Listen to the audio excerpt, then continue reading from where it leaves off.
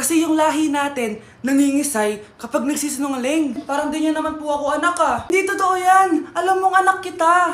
Nay? Nay, bakit po kayo nangingisay? Anak, pwede ba tayo mag-usap? Bakit di mo sinabi, Nay? Pasensya ka na anak.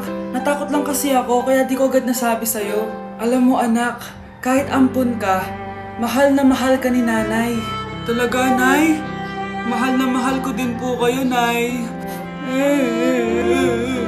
Few moments later. Anak, yun ba yung jowa mo? Opo, Nay.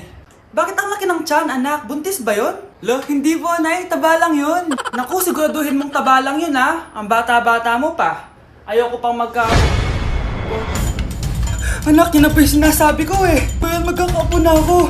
Hello, Mare. Mag-anak ka na ng mga ninang at ninong. Magkakapo na tayo.